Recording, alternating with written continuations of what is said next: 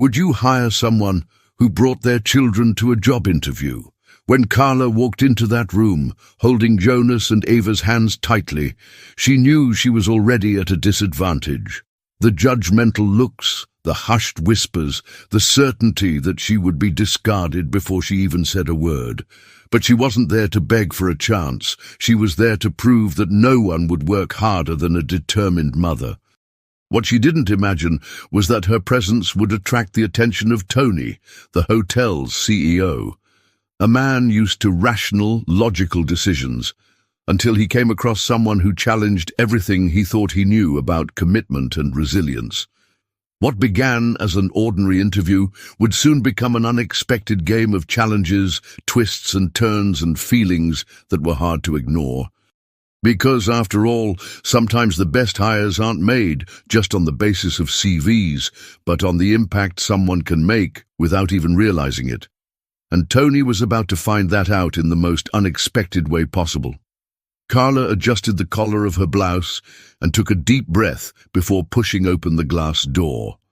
The room was large, decorated with modern furniture and an imposing chandelier in the center. Jonas and Ava held her hands, looking around with sparkling eyes. She felt the curious stares of the receptionists, but kept her chin up. The receptionist led her into a meeting room where two people were waiting, a woman with rigid features and a man with an indecipherable expression. Carla recognized the first as Celine, the sector supervisor. The other, in an impeccable suit, was Tony. "Did you bring children to the interview?" Celine asked, her eyebrow arched. Carla straightened her shoulders. "It was an exception. I never let work interfere with my responsibility as a mother." Celine exchanged a glance with Tony, who continued to look at her expressionlessly. "Our employees need total commitment. If there are any unforeseen circumstances with your children, will you be able to fulfill your role?" "Yes. I wouldn't be here if I couldn't." Tony glanced at the CV on the table. "There are gaps in your work history. How do you explain that?" "I prioritize the safety and well-being of my children. But whenever possible, I worked and never let an employer down." Celine interlaced her fingers. "You understand why this worries us, right?" Carla held back the urge to sigh. She already knew the answer, but she wasn't going to let them make her feel inadequate. "Yes, I understand, but I also understand that commitment is proven by actions, not assumptions." Meanwhile, Jonas and Eva began to fidget restlessly outside. "I need to go to the bathroom," Eva whispered. "Come on, let's find one." Jonas took his sister's hand and went off in search of one. They walked through the lobby, dodging guests and staff until they came across a tall man fiddling with his cell phone. He didn't notice when something fell out of his pocket. Jonas bent down, picked it up and weighed it in his hand. "Wow, that's heavy. You should sew it into your pocket." The man looked up, surprised. "What? Your wallet? You'd lose it if I didn't take it." He took the item from the boy's hand and watched the two of them for a moment. "Thanks, guys. What's your name?" "Jonas. This is Ava. Are you alone?" "We're waiting for our mother. She's in a meeting with her bosses." Tony was silent for a moment, then looked at the door to the meeting room. Inside the room, Carla already knew what was coming next. "We'll be in touch." Celine smiled in a rehearsed way. Carla nodded, holding back her frustration. On her way out, she ran into Jonas and Ava. "How did it go?" Jonas asked. She forced a smile. "It went well." As she led them out, Tony watched them from across the lobby, not understanding why he was still looking. Carla kept the smile on her face until she left the hotel. Only then did she allow her shoulders to drop a little. She knew what that "we'll be in touch" meant. "Mom?" Jonas took her hand. "Didn't they like you?" She bent down to meet him. Sometimes people need time to make a decision. Jonas frowned, suspicious, but didn't insist. Across the lobby, Tony watched as Carla left through the glass door with her children. He took a deep breath and returned to the meeting table. "Did any of the candidates catch your eye?" Celine asked. Tony didn't answer immediately. He picked up the application folder and flicked through it until he found Carla's CV. Her! Celine blinked in surprise. Carla, the children's mother. He twirled the pen between his fingers. What did you think of her? Competent, but complicated. We have no guarantee that she'll be able to keep to her schedule. Tony slid his eyes across the paper. Her CV wasn't impressive, but there was something about her, a firmness, a sure way of speaking that... He closed the folder. Re-evaluate. Celine frowned. Tony, if she's absent because of the children, if she's absent, we'll take action. But I want you to understand something. We're not hiring for a family commitment. We're hiring competence. She hesitated for a moment but nodded. In the lobby, Jonas and Eva were distracted, watching the movement. Tony hadn't expected to see them there again. Are you still here? Jonas turned around, surprised. Hey, it's you again. Eva smiled. The guy who lost his wallet. Tony crossed his arms. Did you find the bathroom? Jonas nodded.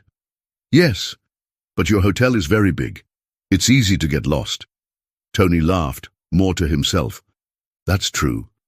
Eva tilted her head, looking at him curiously. Do you work here? Tony raised an eyebrow. Yes, I do. Jonas crossed his arms thoughtfully. If my mother worked here, she'd make sure the towels were tidier. Tony winked. Is she? Yeah. She folds everything neatly at home, and she never forgets anything. Eva nodded. And she knows how to clean up. Better than the lady at Aunt Sarah's. Tony glanced briefly at the glass door through which Carla had left. After a long moment, he picked up his cell phone and called Celine. Hiya, Carla. Celine seemed to hesitate. Are you sure? Yes. Give the details to HR. I want her to start on Monday. Outside the hotel, Carla picked up her cell phone when she felt it vibrate. When she picked it up and heard HR's voice, her heart raced. The position is still available. Do you accept the position? She blinked in surprise. Yes. Jonas and Eva looked at her expectantly. I made it. They both shouted with joy, jumping up and down around her. Tony, in the lobby, saw the scene and for the first time didn't question his decision. Carla's first day at work began before the sun had even risen. She adjusted her freshly ironed uniform, pinned up her hair, and looked in the mirror. She couldn't fail. At the hotel, Celine was waiting for her with a clipboard in hand and an appraising look on her face. Here are your tasks for the day. You have to clean 10 rooms by noon. Carla took the list, feeling the weight of the challenge. Understood. Celine crossed her arms. We're demanding when it comes to cleaning. If you don't keep up, you won't last long. I know how to work, Carla replied without hesitation. Celine arched an eyebrow, as if she wasn't used to firm answers. The other employees cast quick glances around as they picked up their cleaning trolleys. Carla knew what they were thinking. She only got the job because the boss told her to. She pushed the trolley into the first room, trying to ignore the low voices around her. The service was meticulous, changing sheets, organizing towels, checking the minibar, vacuuming the carpet, and lining up every object with precision. When she reached the 5th bedroom, she felt tiredness weighing down her arms, but she didn't stop. She couldn't afford to fall behind. In the corridor, Tony was hurrying past when he heard an angry voice inside one of the executive rooms. This is unacceptable. A guest in an impeccable suit was holding a towel between his fingers, frowning. I pay a fortune to stay here, and I get this? Carla hurried over. I'm sorry, sir. I'll sort it out now. The man looked her up and down. I hope so. Your service reflects the quality of the hotel. She took a new towel from the trolley and handed it over with a firm smile. This one is new, and I've also brought a special fabric scent. Some guests like the extra touch. The man hesitated. He took the towel, lightly inhaling the soft lavender scent. Better. Is there anything else you need, sir? He shook his head, his irritation fading. Tony, who was watching from the doorway, crossed his arms. Quick solution and no drama. Not bad. Carla turned around, surprised to see him there. It's my job. Many would have been nervous. She shrugged. I've dealt with far worse complaints. Tony suppressed a smile. She wasn't like the other employees he met. There was something different about her. At the end of her shift, Celine checked her notes and let out a surprised, You managed to finish on time? Of course, Carla replied, wiping the sweat from her brow. Celine looked at her for a moment and, without saying anything, moved on to the next employee. While Carla was putting away the materials, she felt a gaze on her. Tony, standing on the other side of the corridor, watched her with a curious glint in his eyes. She looked away, but her heart was pounding in her chest. Something was changing. Working at the hotel had started to become a routine for Carla. She woke up early, took Jonas and Eva to Sarah's flower shop and went to work. She still felt the stares from the other employees, but she didn't let it get to her. In the staff scullery, she opened her bag and found only a small packet of cookies. She sighed. That was enough. Just as she was about to take her first bite, she noticed something strange. On the table, next to her bottle of water, there was a wrapped sandwich and a still warm cup of coffee. Carla frowned. Whose is that? The employees at the table looked at each other. No one answered. Celine went into the pantry, grabbed a coffee and looked at Carla. What's wrong? This was here when I arrived. Celine raised an eyebrow. If you found something, it must be yours. Carla hesitated, but hunger won out. She picked up the sandwich and took a bite. It was just the way she liked it. In the corridor, Tony passed two employees, whispering, Who leaves food for her? I don't know, but it's happening all the time. Tony ignored the conversation and headed for the office. Hours later, Carla was finishing cleaning a room when she heard a voice behind her. You work too hard. She turned and found Tony leaning against the door frame. And you don't? She replied, raising an eyebrow. Tony laughed. Touché. There was silence for a moment. Then he looked around. How are you getting on? Ask Celine. She likes to report on me. Tony crossed his arms. She didn't complain. That's practically a compliment. His gaze softened. Do you always answer like that? Only when they try to test me. He let out a discreet smile. Fair enough. Before Carla could reply, she heard an excited shout in the lobby. Mom! She turned and saw Jonas and Eva running towards her. What are you doing here? Sarah came up right behind them. I thought a visit would be nice. Tony watched the two little ones approach and realized that Eva was staring at him. Hey, you again, she exclaimed. We meet a lot, don't we? Jonas looked at him suspiciously. Do you really work here? Tony held back his laughter. Yes, I do. Eva tilted her head. If you're the boss, why don't you tell my mother to work less? Carla's eyes widened. Tony turned to her, amused. A good question, she sighed. Because Mom has to work a lot. Jonas crossed his arms. But you already work harder than everyone else. There was silence. Tony realized how much the children admired their mother. Maybe I can think of a way to help. Carla's eyes met his. For some reason, it didn't just seem like an empty promise. Carla had never entered the most luxurious floors of the hotel, at least not as a guest. But there she was, holding a golden envelope with her name engraved on it. Employee of the month, she murmured, still surprised. Eva spun around the huge room excitedly. Mom, look at this bed. It's bigger than our living room. Jonas poked at a tablet built into the wall and blinked when he saw the curtains closing by themselves. I could get used to that. Carla laughed, feeling lighter than she had in months. After making sure the children were all right with Sarah, she decided to enjoy the suite. A hot bath and a soft robe seemed like a forbidden luxury. But her moment of tranquility was interrupted when the door suddenly opened. She turned around too quickly, the floor still damp under her feet, and stumbled. The glass of wine she was holding fell, splashing the red liquid on the floor. Carla. She opened her eyes wide when she saw Tony standing in the doorway. "What are you doing here?" Tony froze. "This is my suite." Carla blinked, confused. "No, it's my suite." His eyes dropped to the floor and widened. "Are you bleeding?" "What? There's blood everywhere."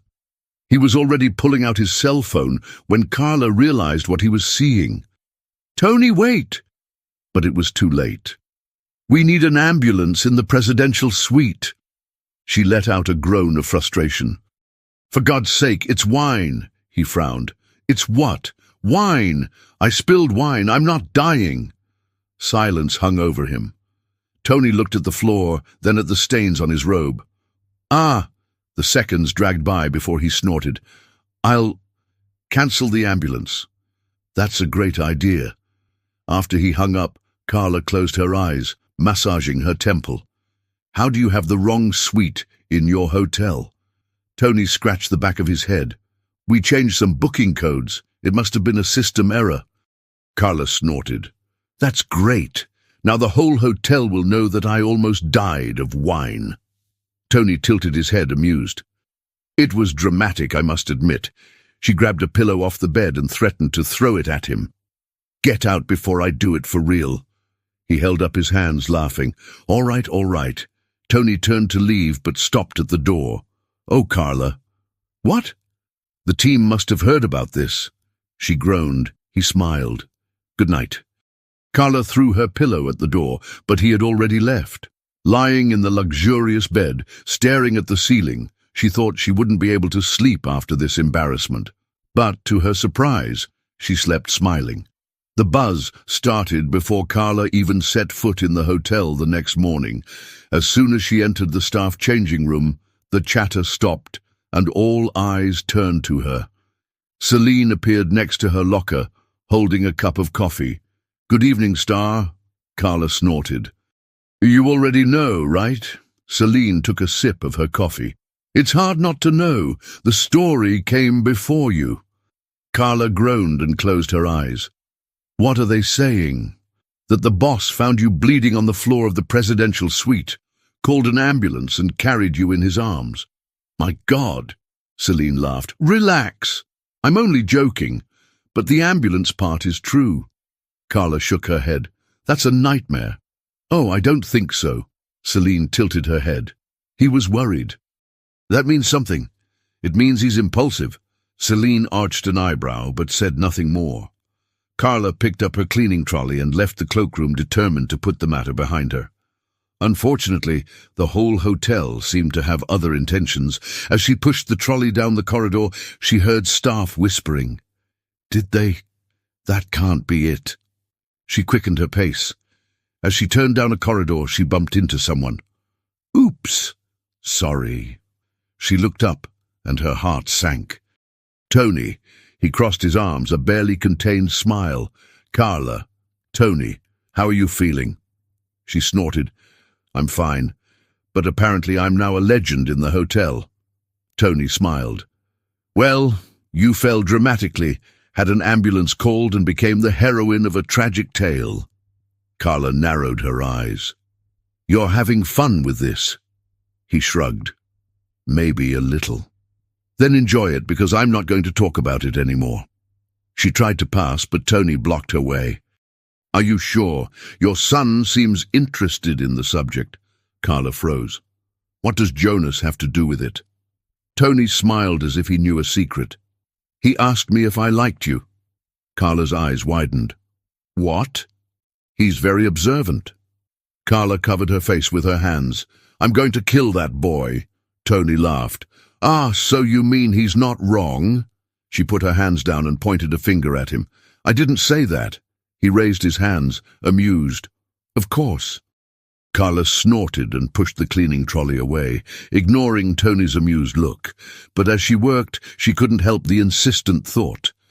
What if Jonas was right? The hotel was quieter than usual that night. Carla finished organizing the cleaning trolley and walked through the lobby, ready to leave. But then she saw Tony. He was standing by the glass windows, looking out at the illuminated city. His impeccable suit was a little disheveled, his tie loose, his sleeves folded up to his elbows. For the first time, he looked tired. She hesitated, but eventually approached him. "Are you all right?" Tony looked away from the window and focused on her. "I thought you'd gone." "I was just leaving, but it looks like someone's had a long day." He let out a low laugh. "Something like that." Carla crossed her arms. "Do you want to talk?" He looked at her for a moment, then back at the city. "Sometimes it's easier to work than to face what's waiting for you at home." The sincerity in his voice took her by surprise. She remained silent for a moment before replying. "I understand that more than you think." Tony turned to her, interested. "Oh, really?" Carla gave a small smile. "Raising 2 children on my own wasn't in my plans, but here I am, working, running, trying not to make a mistake, because if I fail—" She stopped, shaking her head. "I can't fail." Tony remained silent, just listening. "It sounds tiring," he said at last. "It is. But I have no choice." Tony's eyes were softer now. "You don't have to do everything yourself, Carla." She blinked, surprised. He wasn't just talking about work. The silence stretched between them. "Jonas has already asked me if I like you." Carla snorted. "Yes. And I'm still going to have a talk with him about it." "And what would your answer be?" She felt her heart race. "Tony." No excuses, just the truth. She looked away. "I don't know." "You don't know, or you're afraid to know?" Carla took a deep breath. "I don't want my children to get hurt." He nodded slowly. "What about you?" She looked him in the eye. "I don't want to get hurt either." The silence between them was dense, full of possibilities. Finally, Tony sighed. "I understand." Carla bit her lip. "I just need time." He nodded. "I'll wait." His words made her heart leap. When she left the hotel that night, she felt that something had changed between them. And maybe it was too late to pretend it hadn't. The park was full of children's laughter and dry leaves being thrown in the wind. Carla watched Jonas and Ava running through the trees while Tony walked beside her, looking more relaxed than ever. "I never imagined you in a place like this," she commented, glancing around. "And where did you imagine me?" Tony asked, amused. "In an office, looking at graphs and fighting with spreadsheets." He laughed. "That happens all the time. But believe me, this is a much better scenario." Carla smiled, but didn't reply. Eva ran back to them and grabbed Tony's hand as if it were the most natural thing in the world. "We should have ice cream." Tony looked at Carla, as if asking permission. She just shrugged. "You're the one who got into it. Good luck." "Good luck." He looked at Ava. "What flavor?" "Vanilla." Jonas approached, crossing his arms. "Chocolate is better." Tony pretended to ponder. "I think I need to try both to decide." Eva tugged his hand excitedly. "Then let's go." Carla watched as Tony walked ahead with the children, Eva holding his hand as if he were already part of the family. And somehow it seemed that he was. Jonas stopped and looked back. "Mom, you're taking too long." She laughed and came closer. "I'm on my way." When they arrived at the ice cream parlor, Tony paid for everyone, ignoring Carla's frown. "You didn't have to do that." "I know." Jonas chewed his cone and looked at Tony curiously. "You really like my mom, don't you?" Tony smiled. "Yes, I do."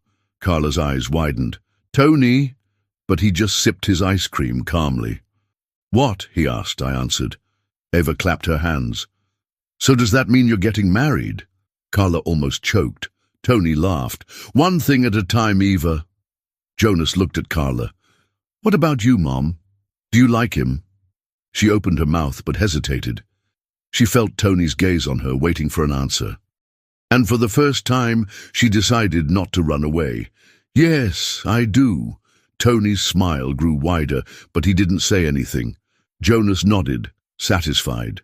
Good, but only if he promises to take good care of you. Tony looked directly at Carla as he answered, I promise. And at that moment, Carla knew she was no longer alone.